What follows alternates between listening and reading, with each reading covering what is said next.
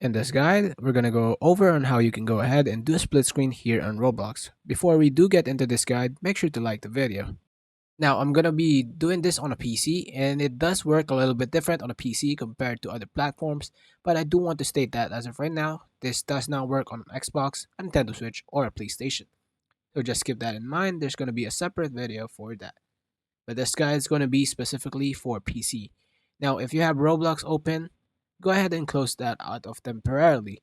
And actually, what you're going to do is first open up a web browser of your choice and search for Process Explorer by Microsoft. Hit this first option right here, and you're going to go ahead and see a little download option. Go ahead and select that. And what's going to do is download the little zip folder for you, which is you're going to go ahead and drag onto your desktop to look something like this. Now, from here, go ahead and close out the Google Chrome, then right click on this and just hit extract all and extract it to another folder because we're going to go ahead and need the files in here. Now, essentially, once you have it in a folder that looks like this, open up that folder. What you're looking for is a specific file called procexp. Go ahead and select that, and it's going to open up a page that looks like this, which does look a little complicated. Don't worry, it's actually a super easy to understand. But what you're gonna do now is actually go ahead and open up the Roblox, specifically the Roblox player. Don't go ahead and get loaded into game yet. There's no need for that. I'm gonna minimize this temporarily so you can kind of see both screens. But essentially, what you're gonna want to do is just go ahead and see this filter by name section and type in Roblox and hit enter. You're gonna see a little Roblox player beta.exe option up here, and go ahead and select that, and then go ahead do the handles tab here. Now, if you're not seeing any of this stuff, down at the bottom, go to the view section and then go lower pane view and filter it to handles, and you'll see it on here. Just scroll down, and what you're looking for this in this option that says session singleton event, it's gonna go end up in the singleton event option. Just right click and then go ahead and select close handle.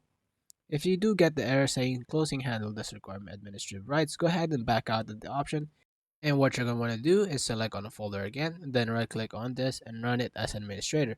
And then repeat the same process, so just search specifically for Roblox, select it, go to handles, and then find that option on there, singleton event, right click on it, close handle, yes.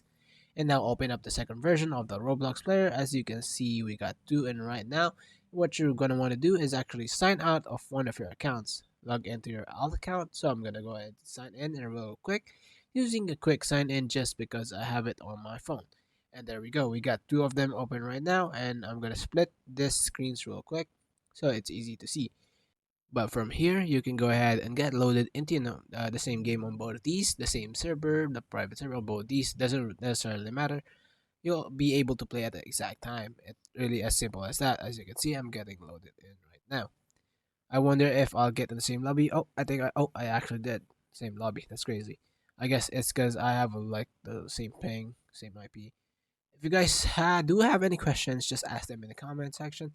If you find this video helpful, please leave a like. Thank you guys so much for watching. Have a wonderful day. Bye.